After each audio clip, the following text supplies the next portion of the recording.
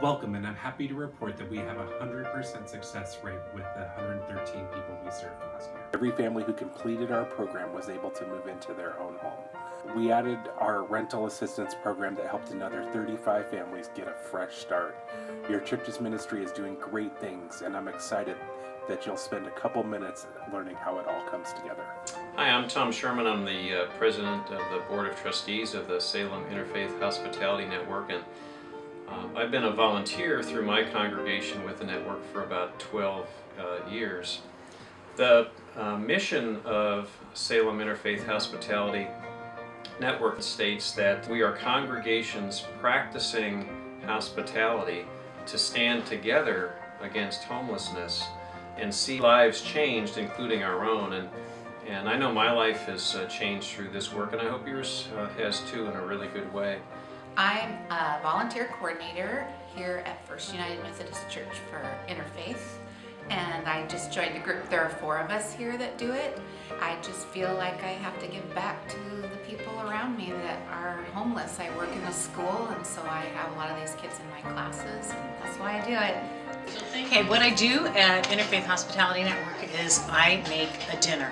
And the reason I like to make the dinner is because it helps me perfect my very limited culinary skills. The real reason, though, that I like to volunteer is because selfishly it makes me feel good. The other thing is that it is a way for me to live out the gospel, or live out my faith in a way that I see that is really tangible.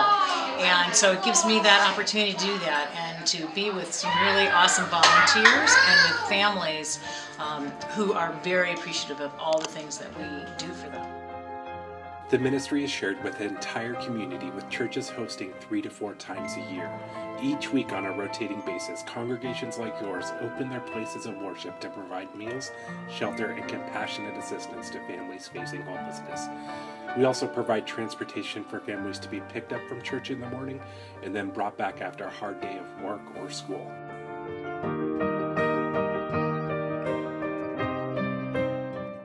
When a family joins the Salem Interfaith Hospitality Network, we begin with a screening process where we just sit down with them and visit about where they've been sleeping. We begin to hear their story that allows us to get to know them better. Maybe make sure that they've had something to eat. Sometimes our families come in and they haven't had a chance to eat for a day or two. And then make sure that they have toiletries and see if they need a shower. We would make sure that they would have bedding, any other clothing that they would need before they head over to the church in the evening. So that first day when a family comes in, there's, as you can imagine, a lot of transition and turmoil and change, as well as they're trying to get to know the other families and to know kind of the routine. So that first day can be quite a bit for any family to have to undertake.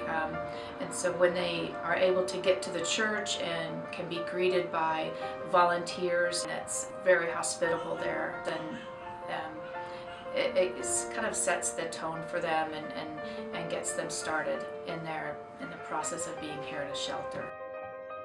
Life at the day center, when we get done with work, we come back, and that's usually a time we get laundry done. When we have the kids with us, it's a time we get to get the kids bathed. Then there's always chores to do around the place, dishes.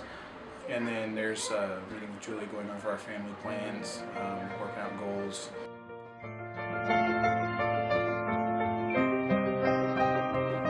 For many of our neighbors in our community, our pets are families.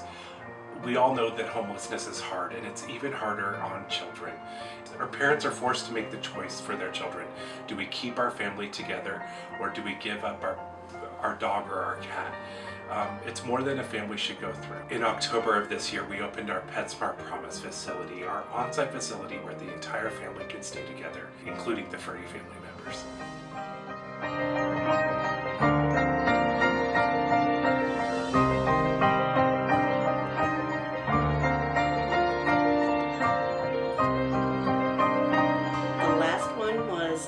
About interviews, about job interviews and landlord interviews. The landlord interviews were actually beneficial yesterday. You know, I made sure I shook his hand correctly and was able to talk with him without being nervous or whatnot. The budgeting class was interesting. We actually learned a new way to budget, and we actually have saved like a lot. The budgeting is definitely going to stay. Definitely going to stay. Not for me, it's not.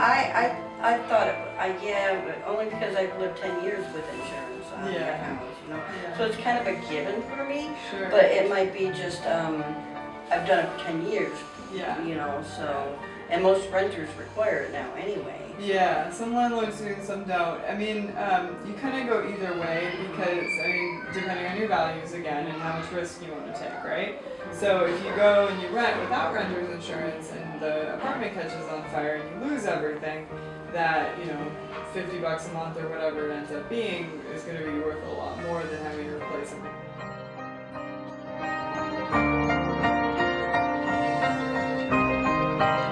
It was and it is an opportunity for families to sit down and take a hard look at where they are, where they're going, and what they would like to accomplish and see in the days ahead. We need to look at things more long term and not just immediate.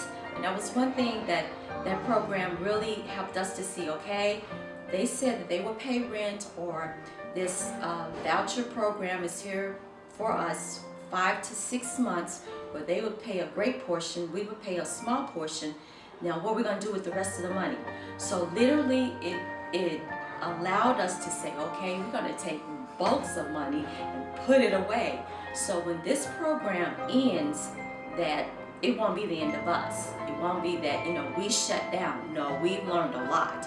So when we got our keys and we left the day center, yeah, it was a hoorah, hooray. I'm so grateful. Yes, time. And it was awesome. A number of congregations. We have 18 congregations who host and 16 supporting congregations with many, many volunteers like yourselves who open your doors to families to provide a comfortable place to relax and sleep, a wholesome meal, and just really a sense of belonging and support that is so important to families during this time. So we thank you for that.